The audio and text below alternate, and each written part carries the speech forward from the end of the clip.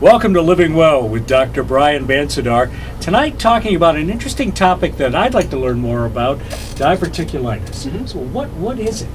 Well, it's basically the colon wall, when the pressures are too high, weaknesses in the wall bulge, and if they rupture, that's diverticulitis. Having them is diverticulosis, and the reason you get them is typically diet related. Oh, okay. What kind of diets cause that? Pretty much the American diet. Okay. Yeah, it's a low fiber diet, low roughage. The colon has to work harder, creates a lot higher pressures within the colon itself, and those pressures follow the pathway of least resistance, and they form little outpouchings, which don't cause a problem until they rupture. Then you have diverticulitis.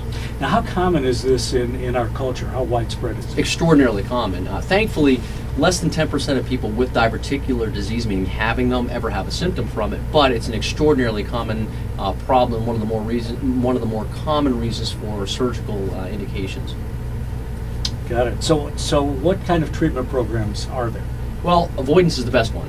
The way you avoid it is a high fiber diet, which is pretty easy to do if you put your mind to it, but it's not very common in the American diet because the foods are oftentimes processed. But really it's roughage and high fiber additives that you can add throughout the day that really reduce the risk of having any problems. So does a patient go on a diet right away then? As soon as you're 7 years of age or older till the day you die, that's the best way to do it. That Okay. way there's no problems and you don't develop the diverticulum in the first place. If you don't have them, they can't rupture. Ah, okay.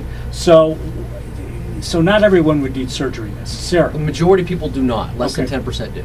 Okay. So diet is the way to avoid it. Any other tips you can give us? Really, it's that's the biggest one. It's paying attention to what you're eating, paying attention to how much roughage and fiber, and there's a lot of resources online you can use to determine what the best foods are. It's really pick your poison. Some people like certain things, others like others, and the reality is that if you like it, you're going to eat it. If you don't like it, you're not going to eat it. So somebody may have the symptoms. What do? They're going to stop in and see you. Hopefully. Right. The symptoms are multiple. Typically, it's acute abdominal pain that increases in severity. It can vary from very mild cramps to severe pain.